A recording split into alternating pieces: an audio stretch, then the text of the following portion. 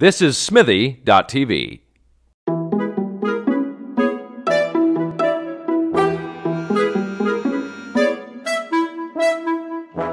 Welcome to 5 Questions with Jeremy. I'm Jeremy Lalonde, and my guest tonight is Lindsay Lewis. Hey, your name's Jeremy? My name is Jeremy. We literally just met tonight. We didn't actually handshake. Hey, I'm Lindsay. Sorry, that was rude of me.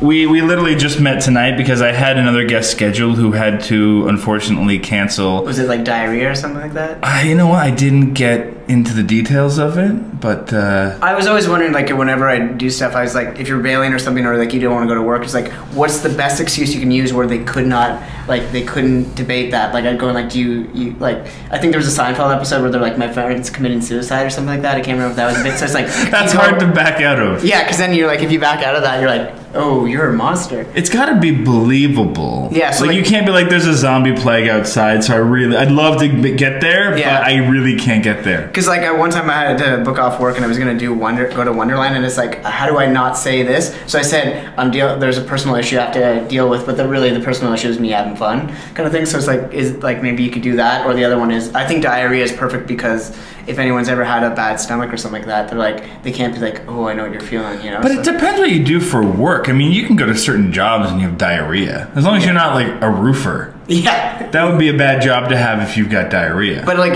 maybe it's just chronic, or really like just, yeah, I don't know. Yeah, I guess what excuse would you use, kind of thing? I don't see. That's the thing. Here's the thing. I was directing a short. I've told this story on the podcast already, so you can go back to. Oh God, I don't know which one. I always do like the point and be like, just go back. Go back, and you'll hear the story about me directing a short film while I had. I was like vomiting and having diarrhea all at the same time, and I still went. Yeah, I still did it. I mean, if you have a lot of people lined up, and they're like, you got 20 crew members, obviously you're like, diarrhea would not probably go over well. No, but I mean, see, that's just it for me, because diarrhea is something you can work through. So it's like, I don't know if it's a strong enough excuse to miss work. If you're like, I guess if you're throwing up at the same time. Because you can't use depression, you can't use, so I was just trying to think. Depression? I think you totally could. I think if your boss didn't let you off for depression, and something terrible happened, yeah, I think there's a giant lawsuit going on there. And then that way you're like, not only am I not coming the next day, I'm not working, but I'm going to get paid for this. Well, I think if you're using it as a long-standing excuse, then I think your boss is probably well within their rights to say, clearly you need to get some help. Yeah, help you with it, because it's like you have to do something for your pay. You can't just. But you wouldn't justify diarrhea as the excuse. No, but for like depression, then you just take like most people get mental health days, right? So that's you would do that for depression. Okay, I don't know if I'd use depression. I'll try. I won't try diarrhea next time, but yeah, I don't know. But so you use that? So you work at a casting company? Yeah, I kind of work in a casting place, and like I work out with these guys, with the Ryan Goldhar of the Smithy TV. Yeah. So would you now? I guess the casting office. What do you do then? I kind of like shoot. Like I was about to say interviews. No, I do that on the side. You shoot the auditions. I shoot like auditions, and like we do the computer stuff. But yeah, it's just so you can't have diarrhea while an actor's giving a performance. I get that. See that you can use that. Yeah, exactly. Like totally, you could use that. My stomach go like, just like, could someone shoot? Because like my gurgling and whatnot. Exactly. You know. And also, like, say if I'm interviewing somebody or doing a bit myself, if I had that, it would be very hard to try to be funny, or like to be like to really listen to your answers, but be like, oh, that's the worst thing ever, Yeah, because I'm gonna get that you're not really paying attention to your stomach. Yeah, you're just saying stuff, like maybe the person who just texted you has diarrhea. I don't know. They don't. This is the person that canceled. Oh, and I'm just gonna write back and say it's totally all good. You probably have this text already if you're for some reason watching this. Yeah, this text is going back in the past. It's totally cool. All good. P.S. If you have diarrhea, I understand. Okay. So you now, as I said, these are going to be airing in the new year, but right now you'll notice it's already 2012. It is 2012 right now. You're watching it. But you'll notice this rat of a thing on Lindsay's face. You're the only other person who call it a rat, and like that's. Yeah. Well, usually the rat is reserved for terrible goatees. Yeah, but you got a skinny rat, like sleeping on top of your lip. But it's like this is the we're recording this on the 29th of November to give away I'm not a big fan of putting the dates and stuff. I just like them to. Well, I'm saying it because you were saying before we started it's that near the end. I can't wait to shave it. You can, and it took you the whole month to grow that. Actually, I was telling Ryan and I do this show on this site too, but I was telling him I actually cheated and started 2 days before by accident because I wasn't going to do it. And my friends like at work were saying you should do it. You're okay with that? You can get 2 days before. The fact that like we've raised a couple $100 for it is like, you know what I mean, like. Go men's prostates, right? Yeah, you know what I mean? My thing is that it's like, I've already got a mustache. So yes, that's to start, but I've also got a beard, so people don't count it, which I think is bullshit. See, okay, let me ask you this, because like since your show's about questions and all that, maybe I can ask you a couple. Is one of my friends, he has like he'll either be freshly shaved or he'll just have a little stubble, but he's doing a goatee saying it's for Movember. Is that Movember? Is that? I always wanted to do like beard ember for like. A lot of people are doing December like beard. It makes sense because it's cold then, and you want to cover your face anyway. But at the same time, because of Movember, you already have a month for like facial hair and all that, so it's a hard little. But you're growing more facial hair. Yeah. You're like Movember takes up maybe 10% of your face. But I feel like if it fully connects around here, then it's not Movember anymore because you're just growing a goatee, a beard, or whatever. Right. A handlebar still counts. Yeah, handlebar counts because it's not connecting fully. You know what I mean? Right. What about a handlebar and a soul patch? Can you get a guy? First off, soul patch is just creepy and weird, and some people can rock a soul patch. Rare. There was it's not the 90s. There was a guy in the office I'm working at right now, and he did the mustache, handlebar mustache with a soul patch, and I was like, you can't. It doesn't count. Yeah, it's a little too stylish. It's kind of let's be honest. Part of the reason the mustache thing is fun is because it's not the 80s anymore. Yeah, it's such a weird thing. Yeah, and it's pretty rare that people grow mustaches willingly and look good in them. Some people do. Tom Selleck, there's a man that could grow a mustache. Let me ask you, Groucho Marx, good mustache. What are some of the classic Hollywood or actors that you could think of mustache? For me, when I think of mustache, Cary Grant. You know who I think when I think mustache? Eddie Murphy. Oh yeah, Eddie Murphy can rock it. Just he rocks it almost in every movie. It's it's a weird. It's technically a mustache, but it doesn't. It's not like Tom Selleck has a mustache. That's a giant. That's the Selleck. They just call it the Selleck. The Selleck, yeah, sure. But Eddie Murphy's is more like. It's just like a little lip. Thing. Yeah. It's more like a dirty upper lip. I'm a huge fan of Eddie Murphy. So yeah, he's a good man. I don't mean to diss Eddie Murphy. I'm just saying that it's yeah, he has a mustache, but you never think of him as having a mustache. Yeah, I think it's just constantly there, and just yeah, you're right. Because it's not full enough. It doesn't feel like an actual mustache. It just works with his face, but yeah, I think because so many people most people don't have a mustache. That's the thing of November, it's only been a few years, so it's kind of it's just a fun little thing. You raise a little money. If you're cheating, whatever. If you're raising money, cool. You're supporting your friends who are doing it.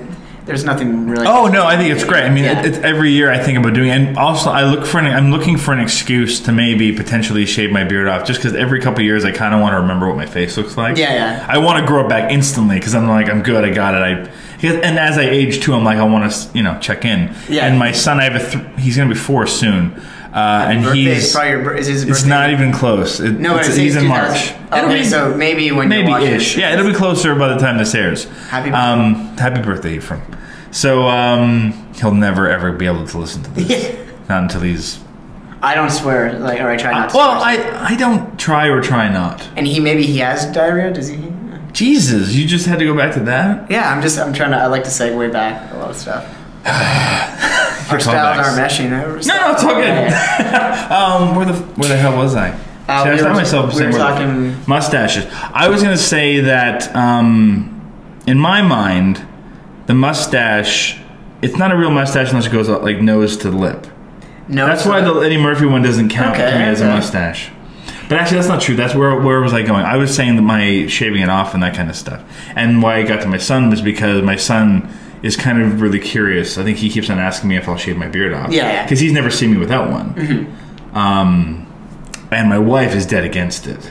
Dead against you shaving it? She knows what I look like without my beard, and she doesn't want to see it. That's what I'm convinced of. Oh, okay, yeah. She's I actually heard a thing when you're before your kids, for the first year or 2 years, or about the first year, if you have a beard or don't, that you should keep it that way, just so it's a constant reminder, because it'd be too weird of a change for them. Is that I imagine, depending on, I guess it depends on how long. Mine isn't super long right now, and I just trimmed it today. Yeah. And when I trimmed it, my son said, "You missed a spot," and I said, "Where?" And he said, "Your back." He's a bit harsh for a 3-year-old. He's gonna have some zingers when he. Yeah, he's good already. The worst problem was there was no sense of irony. He actually meant it. Yeah, he's like, which is like you're like that's what hurt more. Yeah, you're like you're not kidding. Yeah, you're not kidding around right now. So the show you do, so what is it? Kind of thing you just ask people questions? Yeah, well, let's start off. Let's so I have, you already noticed I have my Small Time Crooks cookie jar. Late 90s, I think that movie was from. Hugh Grant was in it, right? It was, if it wasn't late 90s, it was really early 2000. Yeah, it was around that area. Right? Hugh Grant, Love Actually. Michael Rappaport. He's who else was in that one? Woody Allen, of course. Woody Allen, of course. I think those are the big names in There's that a couple one. more. It's like Tracy Yeah. Ullman, was she in it? Tracy Ullman, yeah, Tracy Ullman was great in it. And who was the other female? There was another really, and it's gone. You people on the IMDb it. Whatever, and so here's how it works: is that you have to draw out 5 questions, not all at once, obviously, and then I'll ask them. Now, some of them might not necessarily be relevant to you. Yeah. A lot of them are in there for might be for another person. Well, they're for actors and that kind of stuff. So I'll just say this one's not for you, and then I'll put it aside and we'll pick another one. Or we can answer what we think the person would say. Kind of. Or you can pretend to be a specific actor. Yeah. You can go right ahead. Hugh Grant. I'm gonna be Hugh Grant. You're gonna be Hugh Grant. Jesus. So we'll just pull out one random question. But you can't read it. Look what you're doing. You've already broken the first goddamn rule. Again, I'm off the street or from behind the camera, so. All right. I think I saw maybe the word best in there, but otherwise I don't know. It's actually the word least. Least. It was the opposite. What's your least favorite swear word? Oh wow. Dead air. I don't even like saying this word. Cunt. I'd say. It's your least? That's my most. Really? Yeah, it's a great word. What's it's a strong word. It's just like it's foul. It's kind of like, if you go like I don't mind saying like douche sometimes, but just like if you say that word, it's kind of like you're douche is like common vernacular though. I don't even know if you can count douche as a swear word anymore. Like I think it's in the way the delivery, like, but it's just like some people when they say cunt or whatever, it's like it's like what I mean. But if you say it with an accent, right? No problem. I guess. Hugh Grant says it. Yeah. You're okay. He's just wittingly charming, He's such a charming dude. He can get away with the word. He could say diarrhea, and and he'd be charming. No, but what's your favorite or least favorite? Sorry, I don't know if I have a least favorite swear word. I think I'm a big fan of all swear words. When I stub my toe, and I'm actually been trying not to do this. I'll say the F word a lot. You know what I mean? And so just I think maybe that's my go-to favorite. Because I try to go for I honestly went 3 months without swearing because I was going, you know what, you were trying to consciously do it. But the thing is, the moment I swore after those 3 months, it felt so nice just to do the F word. It actually it felt really good actually. See, because I swear a lot. I'm quite bad with it. I'm not so bad now because the kids help a lot. Because it's almost like my brain tells me as soon as I go in the house, you gotta not say dad mode. Yeah, you go into dad mode. But the other thing is that I catch myself more often when I'm with them. Either I catch it right as I'm about to do it, or I stop. And a lot of it's just instinct. Like I stub my toe, and I want to say whatever I want to say, but they're there, and so it's like I'm able to stop myself. But the worst problem is if they're not there, I don't stop myself. Yeah. So it's like, what? Why the fuck can I stop myself? Yeah. It just for myself. It's a funny thing about swearing. Oh, you know what? Let me ask if this counts as a swear word. The word hussy. I've been trying to lately bring that in. I think it depends on what era, what decade you were born in. I've been trying to bring that back and be like the word hussy. Yeah, but more like to friends, you'd be like, "Why are you acting like such a hussy girl?" A bit like it's just like, but in a fun way. Is that a swear word? I think it's like a hipster swear word probably now. I don't want to be hipster though. Not to stop this hussy fest that I'm trying to get going. So now I just stopped it dead in its tracks because they called you a hipster. Yeah. There's nothing wrong with being a hipster.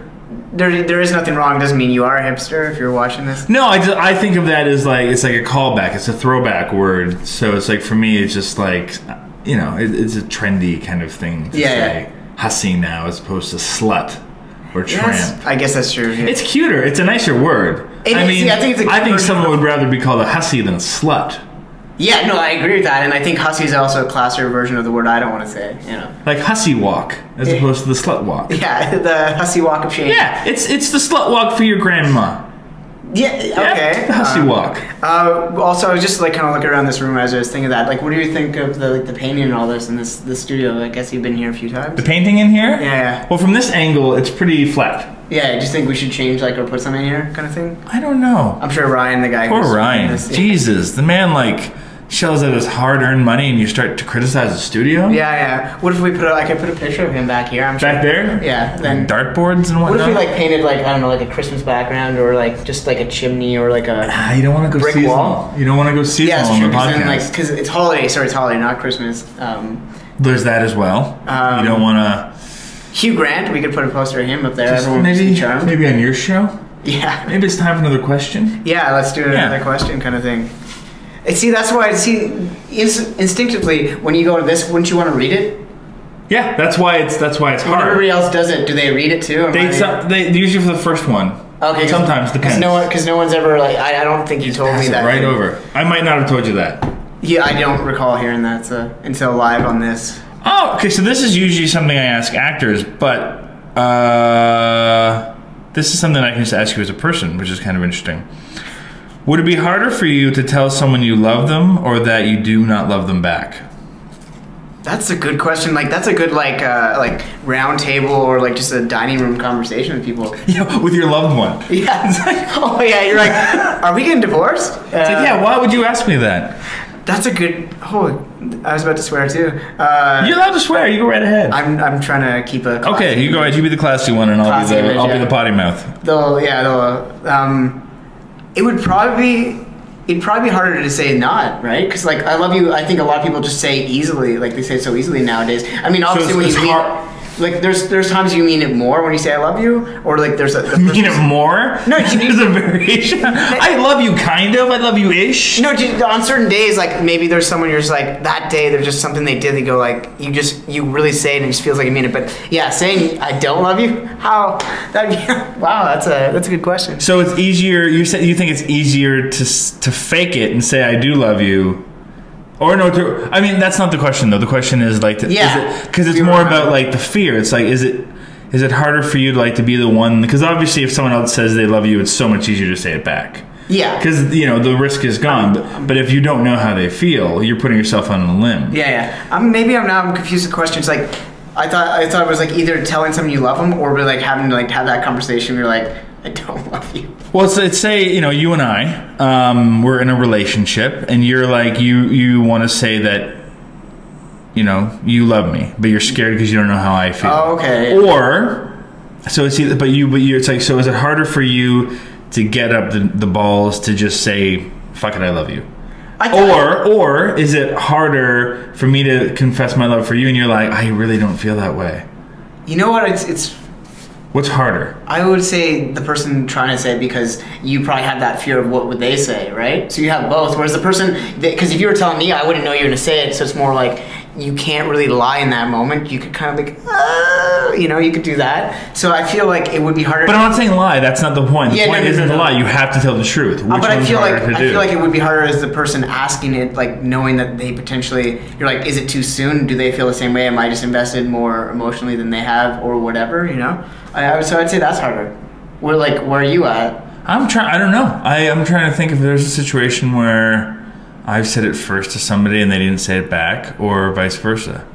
I think I have had that, but it was like a couple weeks later they said it on their own. Okay. And it was totally. And it was like at worst it was like you do it and then you move on, and then it's like, hey, wait a minute, I totally unbared my soul to them and they didn't respond. What the fuck was that?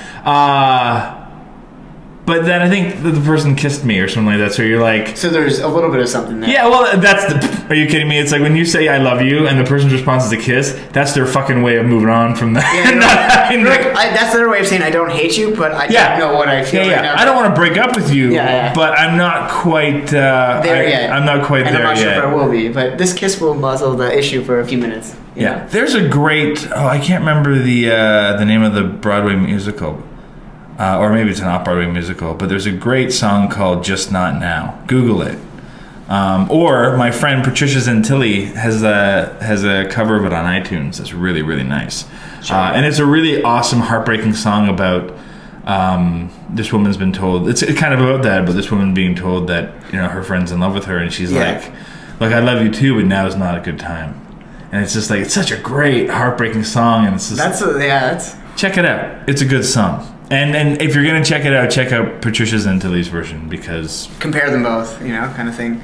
The another thing that's kind of close to that is I find at the holidays or like maybe birthdays, like, I'm terrible at this. Like whenever I go home to see my family, my mom, like, she tries to get the nicest stuff and all that, and I'm terrible at hiding if I really don't know if I like the gift. Oh, you don't like the gift? Yeah, so it's just like I try to... I feel like that was every birthday of mine for like a couple years in a row. That's tough to do, I think, you know, because like you want, like, you know that they went another way to try to find something, just maybe just I'm very like, I'll just be like... I'll be like, I really don't need this, or I would never wear it, so there's whatever, you know? This is kind of awkward. Yeah. Well, I mean, first of all, you want to be excited about your gift. Yeah. But you also... And you're excited because you're, like, opening something up, just that instinct of, since you're a kid, probably is, I'm getting a gift. Yeah, and I'm going to be excited when you get it, and you see it, and you're like, oh, I'm not into that band anymore, I don't like that author, or that is not my kind of clothing. Yeah, you're like, thanks? Yeah. Well, and it's also the thing that's like, you don't get me. Yeah. And I think that's what's harder. I think it's harder. I think so, because you're like, oh, you don't really understand the kind of things I'm into. And I think that comes with like family members more than it comes with other people. I think that, or like a close friend, like I get that, you know what I mean? Just like the truth is for me is like a few years ago when I went away to school, my sister and I, we were replacing myself with a dog. And so, and like when like what kind of dog were you replacing? He's a Shih Tzu. His name's Hooch from the movie Turner and Hooch. He's this little Shih Tzu. But anyways, we got her this dog, and he's awesome. All that. And the thing is, when I went home that Christmas to see him, we've never had a dog, and since I was a kid, I'd want one. And I was so excited about that gift of the dog that nothing in those last like 7-8 years has topped that. So like I like legitimately, and like this is the truth, I'd be like telling her like honestly, like no gift that you get would make me like as excited as seeing this guy, you know what I mean? So like that is the truth. So I think it's a little like takes away some of that blow. So no more gifts now. I mean, hey, keep gifting. Yeah. Because there's a rare time it might be awesome, or you know. But it's tough. I mean, I'm at the point now too where I'm like, I don't need gifts. It's like I'm a grown up, so if I want something, I buy it. Yeah, no, I'm with you on that. But I mean, you do have kids, though, so I feel like in the next few years, I'm more excited. Well, I'm totally excited to give them stuff they want, right? Because for me, it's just like either I'm just gonna want what I want, so it's either I give you a list of what I want, and then you get it for me, and that's not exciting because I told you what to get me. So you know, or you just give me a gift card, and then that's not exciting either because you just I mean, you're making it so I don't have to pay for it. Yeah. But at the same time, it's like it's so vague too. It's like it's a non-gift in a way. And I get like so many movies and stuff like that. So like for me, it's like I'm just gonna get like it's gonna be like 50% less the next day on Boxing Day, right? So like the movies and everything, just like it's gifting is weird, and so like I don't. Yeah, well later on, that's it. Like when you get to like in your late 20s and 30s and whatnot, I think it starts getting to the point where you're just like, I don't like. It's a nice gesture. I hear you. And it really does become about like the holidays. Really do become about kind of winding down and just hanging out with people you like. Yeah, like I just like to laugh and hang with good people. And as a kid, you never would believe that's actually true. Yeah, because you're like, that's bullshit. You just want good stuff. Yeah, you're right. You want to eat sweets and you want to get new toys and stuff and fuck socks and. A good comfy pair of socks now. You're like, if you get it right, dude. My list is like, I need underwear and socks this year. Where like, the 5-year-old inside of me is going, "Fuck you." Yeah. Ask for that Blu-ray collection you want. Yeah, but I'm like, no, I can get that right now. It's like what I really need, and I don't have time to go and buy myself is underwear and socks. Yeah, and just like, but like, if they get you the right pair, like oh god, socks, you're so happy. You're like, you can't even describe it. Like later on, like I'll like Tesco text and I'll be like, legitimately, these are great socks. You're like, and like I'll be like, if you can find these again, I'm happy with that, This underwear hugs me in ways I haven't been in years. Yeah, but, you know, go with it where you want with this, But no, so I think it would, back to your original question, no. I mean, every person's different, but I guess I'd say being the one to have to do it because you have both. Look, you circling back. I know what I'm doing. Being the one to have to say I love you first. Because I'm also having to read what you're thinking too. You're throwing into the unknown, right? Yeah. Right, because you don't know how the other person thinks. You have raw no matter what you're going to do. You have no information. You don't know what's happening. So I have the stress of days or months or like I could be proposing to you. Right, where if you've been told, then you already know how the other person feels. Yeah. You just have to react now. And fair enough. Unfortunately, if you're not feeling it, then it's like that, ooh, awkward, Or you may feel it and then it's easier going, oh, thank you, the weight of the world's off my shoulders. But as the person asking, you don't know what you would say, or it's a lot of. That's a good point. I mean, but I gotta feel like it's like you gotta kind of get a sense. Unless you meet someone and say it like 2 days later. Yeah. In which case, it's like, chances are you're in lust. Like, you're butterflies. I like to call you're really that, excited about this person. You're infatuated. It's like, is that love? Maybe, and it grows into love. That's more like, I didn't mean to say that. I mean, me personally, I think I have the most boring definition of love, where it's just like, I think love is when you've been with someone for a long time and they don't piss you off still. Like, you've been with someone for 6 months, a year, 2 years, and you're like, you still don't drive me nuts or annoy me. I can stomach you. Man. That's love for me, like, which is such unromantic way at love, but it's like, that's how I know I love my wife, because I'm like, geez, we've been together for... I hope you know the answer. 6 or 7 years now? No, I'm trying to think. We've been married for 5. And so it's like, I know I love her because I still, every night I want to go home to her and she doesn't drive me nuts. Whereas it's like, every relationship I was in before that, and no offense to anyone I was in relationships with that happens to watch this. If you are, that's really sweet of you, actually. Yeah, that's really awesome of you. Thanks. So I don't even think you should. Yeah, good for you. Good on you. But it's like, I knew that it wasn't going to last, because at one point I'm like, you're just driving me nuts. Yeah, okay. Like, and it never got that way with my wife when we were dating. So it was like, the reason I knew I wanted to marry her was because she never drove me nuts. Yeah, you're like, even on those moments, you're like, this would usually like... In ways that last. Like, it's like every couple does things that drive each other nuts, because that's just the way it is. But it's like, in ways that it's like, it's stuck with me for more than, a couple hours or a day. Okay, yeah. It's stuff where you're just like, that kind of thing still pisses... Like, as soon as the way someone butters their toast pisses you off, you can't come back from that. You can't, it's like, you're like... Yeah, it's done. It's over. It's like, you're never gonna. When you have to hold yourself back from any emotion of the smallest things, it's time to look at exit strategies for one of you or both, because that's just dangerous. Yeah, I mean, I'm terrible as I nitpick on my wife's little quirks too.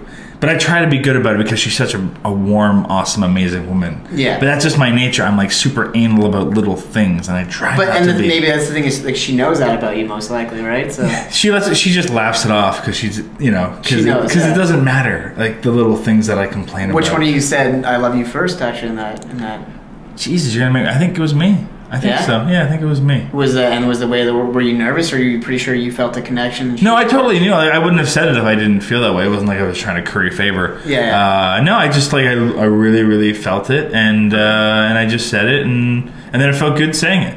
How does it feel being asked questions on the question asking show? This is kind of how it goes. Yeah. We throw stuff back and forth. People asking people questions. Yeah. Kind of thing. How we doing? I have another guest at one point, so I gotta we're trying to keep it going on. Why don't you grab the next question? No, you got it. You have to. This is part of it. This way, I'm not responsible if you get something you don't want to answer. I'd be like, dude, you picked it. You bastard. What's the longest road trip you've ever taken? Oh wow, that's the longest. I'm trying to think. Could be kilometers or could be length in time. Either way, I'm not going to go with kilometers. I'm actually going to go with. There was a trip. I have a twin sister. My sister and I and my mom went with a trip with one of my mom's friends at the time. I wasn't a big fan of. It's probably like 10 or 12, and we were going down to Toronto, and then we were going to a couple other places. I can't remember where, but the people we were with were just so annoying, and like we're not friends with So it just felt really long? It was just like drainingly long. It's just like, and then we were supposed to do all these things, and it wasn't even fun anymore. And just like, and it's like, well, like, because like when you're siblings as a kid, like you don't always agree, but when my sister and I would agree, you're like, that's a point where you're like, you know what I mean? When you're getting along with the person that drives you nuts most. Yeah, like no, we're like obviously like we love each other, but it's like, as a kids you get that. Yeah. But when you agree and go like, oh my god, when you're teaming up with the villain. Yeah. But yeah, it's just like, and I think that's why I think road trips now, when you grow up a bit more, or those ones are more like, those are great memories because you're going with people you feel like most likely. I mean, there's times you could be wrong that these are the people that will make you laugh for 18 hours straight, or for like you've weeded out the... Yeah, exactly. And the thing is, as a kid, I didn't have a choice to go with those people. It's more like you're just you're forced into it. Yeah, so not only that, it's like you're forced with going, hey, we're going to a place, and then the memories kind of tarnished because of the people you're with. That's such a sad answer. I'm not a monster. Weirdo. Yeah, we haven't talked to those people in a while, so. I think you're good. I think you're okay. Yeah. What, your trip? What's the shortest trip? Coming here tonight. Yeah. It's the shortest road trip I've ever, longest road trip? My wife and I, on our honeymoon, did a driving tour of the East Coast. So we went from Toronto through New Brunswick to Nova Scotia, all the way around Halifax, and then up to PEI, and then back through. That's a long journey. Yeah, it was good. It was like a 2.5 week, something like that. And I would say that's probably the longest road trip. I was worried because of the way I answered my question. I was worried saying, I was like, you guys, wait, you just got married, and that felt like the longest, like mentally and all that. No, it wasn't. I was physically. It was so draining. It was like I had to be with her for a whole 2 weeks. That's something. If you feel that when you get married on your honeymoon, that's a bad thing. It's okay. Yeah. It's okay to annul it. It is okay. You're allowed to. To annul it means you can't have had sex, though, right? I think that's. Or am I thinking? I rarely get called out on stuff, and I'm sorry. I should just take everything you say with. Yeah, sorry. It is fact. You can. That sounds probably correct. One of us, No, but you're allowed. Either way, you can get. You're allowed to. I think that may be the old definition of it too. It might have been. Since we're not in the 1950s now, you can. It's okay. Basically, what I'm saying is, it's okay. I mean, nobody knows you've had sex with a person. You can both say, "No, we never had sex." Yeah, and you're like, exactly. There's no way of ever knowing. Especially if you guys really don't like each other that much. Yeah, it's okay you can to just lie. say, "Yeah, we totally didn't fuck." Because basically, you're going to spend the next 20 years or more with that person, or you guys can admit to yourselves, we took a 2-week road trip and we hate each other's guts. I think there's been at least a dozen romantic comedies about that exact premise. Yeah, and then you get back together in the end, No. Or you don't, No, but that was, as a kid, we used to go to Florida all the time, and those were long road trips, but it was all in one go, and then you were there. Yeah. But the one on the honeymoon was like, drive for a couple of days. Yeah. So we were only driving for a couple hours at a time. Yeah. As opposed to, I think, like driving to Florida was 48 hours or 72 hours. That can. It's a long trek, and so it's probably I wonder if that's further away, but it didn't feel like we were on the road. We weren't on the road the whole time. Yeah. Where I would consider the honeymoon more of like a road trip. Yeah, I don't know how. Yeah. That's a good trip though, right? You guys had a good time? Yeah, it's a good time, and that's the nice thing with the East Coast, that it's like there's a whole bunch of great little towns where you're probably not going to get a lot out of them for more than a couple days. Yeah.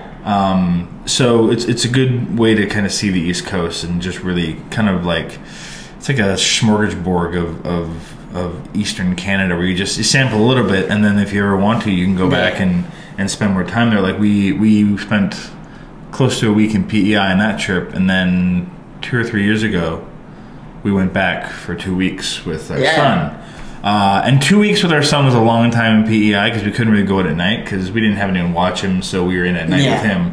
And it's kind of like, so you couldn't go out and see bands, and you couldn't go out and see shows and that kind of stuff. So it was a long time to spend 2 weeks there with like a 2-year-old. I don't know if I'd recommend that. Yeah, it's because you don't quite get as much out of. It's a great place to travel to. Yeah, it's not the same as like. Yeah, but we just ended up spending a lot of time at the beach and whatnot, which was nice as well. Yeah, it's a nice family thing. You know what I mean? And I'm sure you still had a good time. Yeah, but with little kids, PEI, 2 weeks is a long time, especially if you're going at the beginning of their summer season where it's still a little rainy and cold. Yeah, here's kind of a good question: is how long did it take you guys to agree that that's your honeymoon or whatever?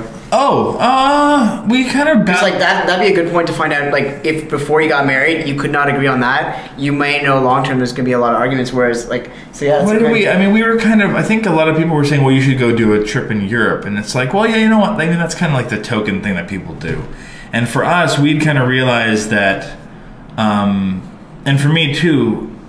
I kind of want to see my own country before I start traveling around. Okay. And I hadn't been out east at all. Yeah. Okay. And I've only recently, in the last couple of years, been out west. Really, it's like I'd seen. I'd been to Europe. I'd been to Japan. I'd been to a lot of places in the States. I'd never been outside of Ontario. Maybe to Quebec. Okay. And like my entire life, and it's like, how pathetic is that? So for me, it was like I really wanted to take a trip through my own country for our honeymoon. That's kind of nice. And my wife kind of thought it was the same thing. Was a nice little move because we can and it's cheaper as well to not go to Europe and do. I like how you have all this like nice like noble Canadian stuff, and you're like, it's cheaper. No. I mean, we were young, so it's like that's absolutely part of the equation. But I don't think that was the initial thought. The initial thought was like, I've seen a lot of other countries, and I haven't seen a lot of my own. Yeah, that's cool. And so we should do that. And if you both haven't done that, it's like it's a great experience. It's pretty cool. Well, I mean, our thought was if we're gonna do Europe eventually, let's just do it when we're a little bit older and we've got money to burn. Yeah. A little bit, and then you can kind of do it properly as opposed to doing it on the cheap. Mm-hmm. Would you go with like the family too, or like take the? I think if the kids are like maybe a little bit older, it'll be. I think we're gonna go. My brother-in-law lives in Japan, and so I think we're gonna go see them. And then drop the kids there, like have fun, and then see you later. No, I think we're gonna go when our youngest just turned a year. Yeah. So I think we're gonna go when she's around like 2.5 or 3. So she's old enough to kind of talk and comprehend it. And, and have some memories of it and whatnot. So it'll just be a little bit easier for them. It's hard traveling with young kids. Oh yeah. Especially on like long flights. That's like people like because I come at it from the point of view of the person without the kids. So it's like, why the fuck are you on this plane? You monster! What the fuck is wrong with you? But the nice thing is you fly certain Diamond airlines. Tap. No, certain airlines, they get their own private television, so they're and also because you come from that point of view of the other people going, you're like, I'm sorry, I'm trying my best, and also you coming from a parent, that's a really hard place to do. It's the same thing, I guess maybe it's that love thing. Like, you have all it on you, you know what I mean? Because you have the kid that you love, but you also have the people you're like, I know you're giving the dark eyes. Yeah, it's like, dude, it's like I really don't want them to be screaming right now either. You're like, I promise you, this isn't my ideal. I love this kid, and I'm going to choose them over you. But I promise you, I don't want them to be. This screaming. is not a hobby of mine. To piss people off on the airplane. Yeah. I mean, we've been lucky. We went to England with our little guy when he was like 1.5 years, close to 2, and he was pretty great. Nice. He slept the whole way there. On the way back, he was pretty good. And then we went to. He's been on like 3 or 4 planes now. Yeah. We flew to Ottawa. That's where I'm from. Oh yeah, from Ottawa. OTC. Yeah. A little bit of shout out to the Ottawa. Yeah. Because we had to go to like a quick family thing on a weekend. And we're like, I'm not going to spend a day in the car with him. It's not fair. So it's like, we'll take a quick flight. We'll rent a car. It was, it's more expensive, but at least he's not in the car. It's only like 45 minutes or 50 minutes. Super quick flight. Yeah, it's pretty quick. Except from the way home, we got like delayed, and there was ice. That's when you get the. That's what sucked a little bit, but yeah. I would go for a honeymoon thing. I would go to somewhere like Hawaii or like a cruise. Even I get your point of saying like you haven't seen enough of Canada and all that, but just like I like warmer, like kind of warmer stuff. I can't sit on the beach. I'm not that guy. I'd want there to be like luau's and things that you could dance, but what'd be coolest? Watching stand up in Hawaii. I heard stand-up comedy in Hawaii would be cool, but not. I heard it was the worst kind of stand-up. It's just. I'm not saying it has to be. It doesn't have to be someone from Hawaii doing stand-up. I would fly in like Ricky Gervais or like Chris Rock, and I'd be like, if I were rolling the Benjamins, and like I would hire like someone. Just personal for your own personal amusement, just to have them tell you jokes. Yeah, that would make you a giant asshole. Just hey. Fucking sit down and make me laugh. Yeah. Make me laugh. No, I mean like terrible. No. If you had the money, like say you're rolling money to get like someone that you or your spouse. You'd get a whole crowd. Yeah. Okay, that's different. Then you're like almost like a philanthropist. That's nice as opposed to you one-on-one. It's like, hey, funny guy. Make me laugh. Oh, you're God, not making me laugh. And you throw money. You're like, there's more of this if you make me laugh. Like no, I wouldn't do that. That would be terrible. Yeah. One of the things I've always said to people is like, I'd love to do stand up, but like I'm so scared to do it. But I'd rather be in a UFC fight and get like destroyed than like. Try to stand up. Yeah. But that's what your body repairs itself, where your ego never does. Yeah, you're like, oh, they hate that scar is always there. They're not laughing at all. Scars. That silence is worse than like the ground and pound. Elbows to the face. Yeah. That's a good round way to go to the next question. Next question. How are we doing for time? I feel like we got at least another 10 minutes. I grabbed 2 by accident, and this is the one. No, you just got one. No, and I dropped it. I mean, you made some short films and stuff, right? Yeah. So in general, what part do you love or hate most? Pre-production, production, or post-production? Here's the thing. This is such a cheesy answer. You should love them all at the same time. But no, let me go with this. But at the same time, that's all poetic and all that. But they're all pretty. They're all pretty terrible. They're all pretty. You shouldn't be making films if you. No. But the thing is, the one that honestly, like, I don't hate at all. Even if, like, I hate getting up super early and all that. But when you're there, like, you have people believe in it, especially if it's something that's like you wrote it or like it's your passion piece or whatever. To have people there saying your words or you being the one saying it or making people laugh from that feeling you can't buy that feeling. I mean, like preparing it, like it is tough. Like whenever you can totally buy that feeling. It's called the production budget. Yeah, but someone's paying for that feeling somehow. But just that feeling. Yeah, I know what you mean. I'm being a smart ass. Yeah, I know you're being a smart ass. No, but just like sometimes when we do like interview bits or I get people that I really like and all that, it's like it's a lot of work to like mesh up everyone's schedule, like camera, audio, whatever. But when you get it there, that feeling is great. You know what I mean? Yeah. And like even that's there's an adrenaline that comes from being in production. Yeah, you know. Yeah, but I would say the one that out of all, if I had to pick one that I liked least, editing, just because because it's just like it. At the same time, it is very crucial. It can be make or break. It could save a terrible movie, or it could, you know, you could chop up and make a movie that had some great moments into something, and just like it's just like you can do great little things with audio and everything, and it's cool. And you're seeing like I like things that feel real, and you know what I mean. Like when we do bits, I like trying to make them feel sad and like and funny, just like.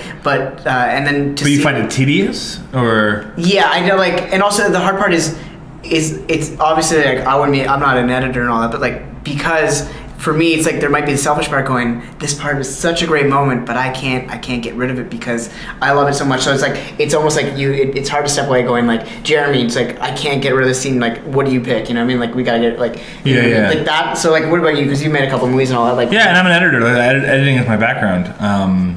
So what? I like it all. Like I mean, I think each one is a progression. And I think that the editing is tough if you've still got your original idea stuck in your head and it hasn't been able to change as you went along, because you know the movie you write is different than the movie you make, and it's different from the movie you end up cutting because compromises happen or just ideas change, and so you've got to be able to roll with it. And if you can't, that's when you wind up disappointed in the end, I think. But the cool thing with that, with something like that, is and I like saying this just about people in general, is like I like being surprised by things or people, like in a good way. So imagine there's a script you had, and you like maybe there's an actor you're like you didn't think, and someone's like you should go with them, and you get in, you're like, and they bring it so much more to life.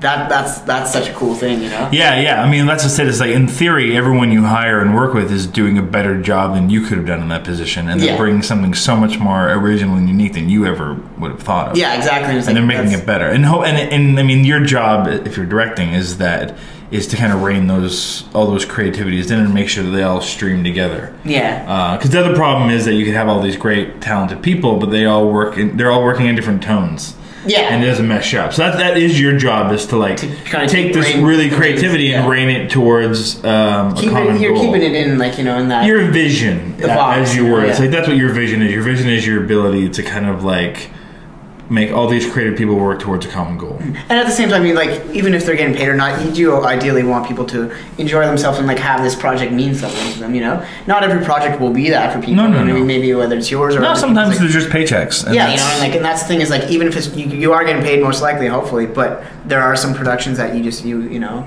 there's some people, they're doing it for the dollars. But if you can make that experience just kind of cool for people, it's pretty neat, you know? Yeah. And it's just like... It just, but I think they all, But you hate post. Out of the three of them, like that's the one that's just like, I hate post, especially if it's not my production. Okay. Let me say it like that. Oh, and you're fixing other people's fuck ups? Yeah. They're just like their mess ups or whatever, but just like, because when it's your thing, I think no matter what it is or how tired you are, there's a piece of you just like is willing to fight for it. But when it's someone else's thing, you know, like that's why I can never be an editor. But long story short, back to the whole thing is like they're all really cool, and like I would cherish them all, especially because in this industry, especially Canadian ones, it's hard to just get a movie or a couple made. So you're like you want to enjoy that experience, you know what I mean? And like there's so many people that put in a hard work, and not just that in Canada, but like everywhere, just like that you want to do the best you can and enjoy it, you know, because there's someone else jockeying for your spot at the end of the day. Yeah. That's what I mean, I always say to people that are trying to break into the industry that it's like, if you can do anything else... Free advice. Unless you pay for this podcast, which I don't think you do. I don't think legally we can. If they did, You can track some podcasts. You got hustled. You can, but if they are for this one, I think they got You hustled. shouldn't. It's Unless terrible. it was you, are you? No, I'm not charging people. No. And they're like, who's that guy? Who are you? Wait, who's that dick that charges $75? No.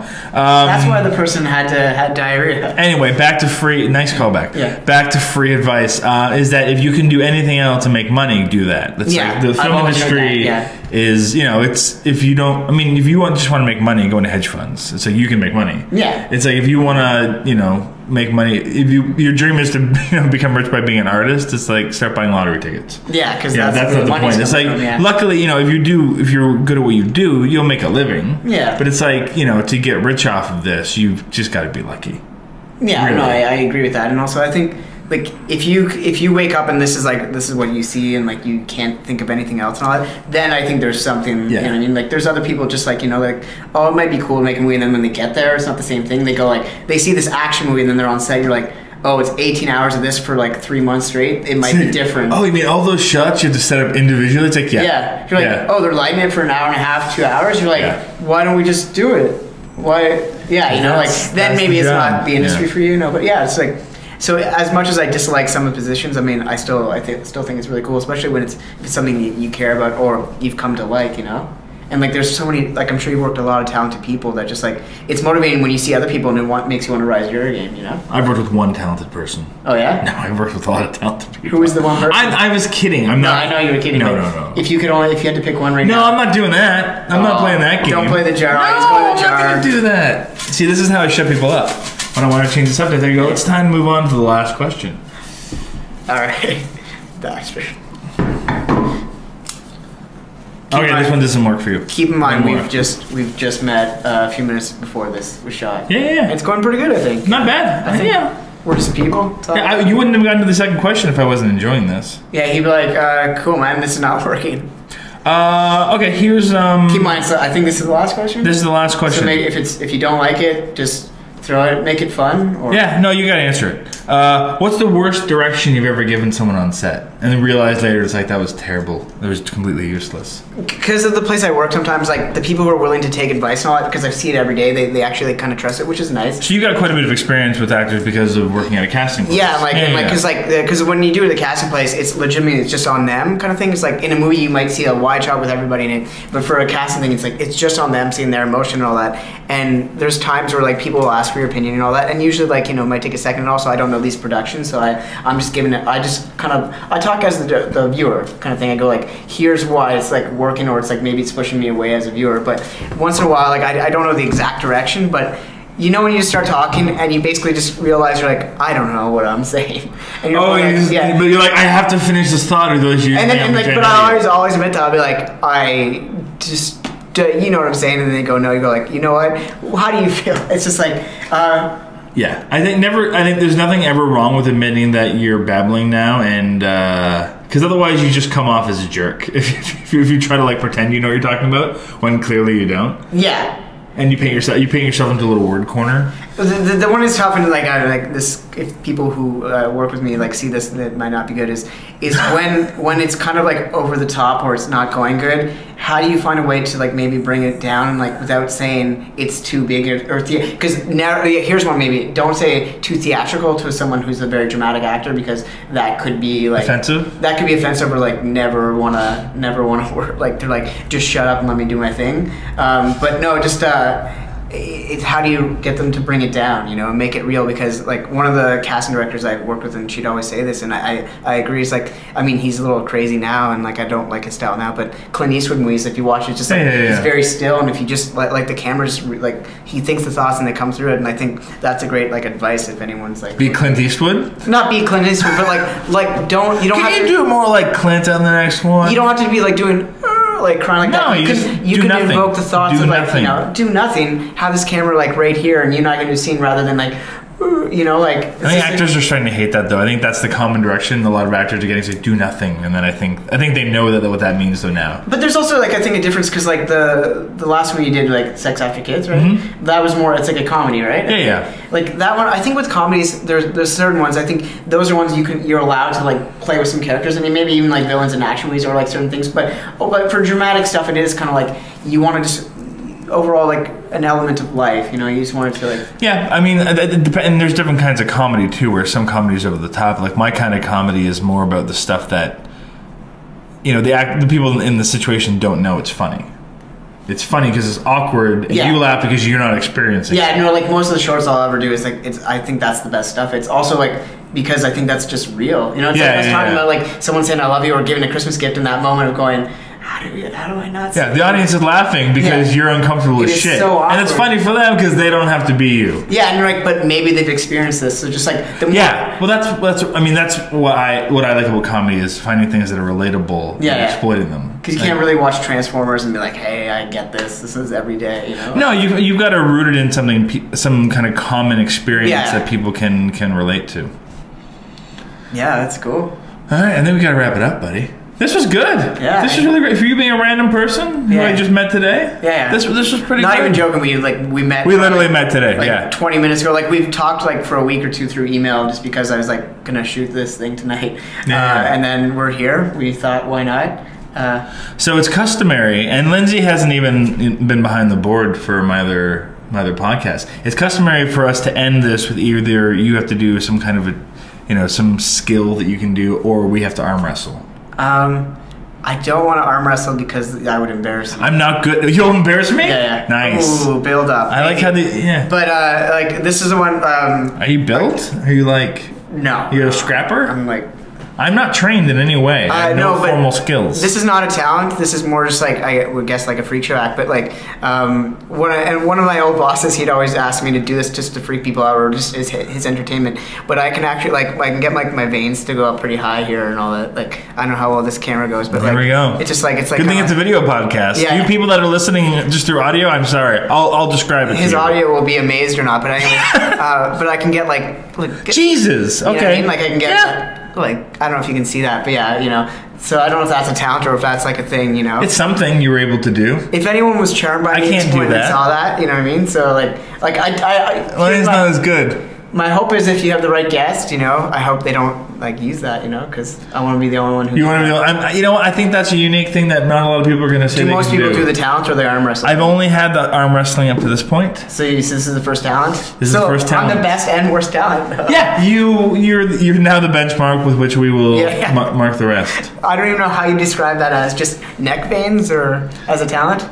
Yes. It's a good talent. Just I like to think of myself as a decent guy who just can relate and talk to people. If that's a talent, that's there you go. Your talent is chatting in a microphone and being a decent guy with people, and So this is Lindsay Lewis. Your Twitter handle? The Lindsay Lewis at the Lindsay Lewis. Lindsay Lewis, and I'm at Lalonde Jeremy. And are you a big fan of Twitter? Yeah, I think Twitter's essential. So essentially follow you is what you're saying? Yeah, if you got a second to click the follow button, go for it. It's pretty easy. It's blue, my favorite color. And if you're listening to this, hashtag 5 questions. 5 questions? I was thinking when I heard the title of the show, I think you should call it 5 Questions with Jeremy Lalonde, not Jeremy. I think it's better if you put your full name. Okay, maybe we'll do that. We haven't started airing them yet. Yeah, and also, and you should have you should have your logo should be like a kid's logo kind of thing, because 5 questions with Jeez, look at this guy. What's he doing? He's just trying to produce my show now? Get me a sponsor and you can decide what my show is going to be. These are just thoughts. I appreciate them. I really do. This was random fun. It was random fun. All right, till next time. See you guys. In today's world, people are busy and impatient. We are on information overload. Every minute counts. People want to know what you can do for them. They won't spend time reading or searching, but they will watch a video. If it clearly explains who you are and what you do and tells them what they want to hear, they will reach out to you.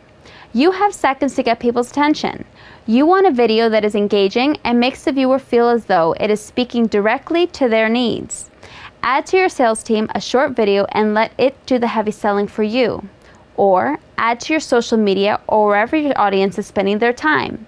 Videos can pay back your investment 10 times over. So now that you've heard our message, let's talk about yours. Let's bring your image to life.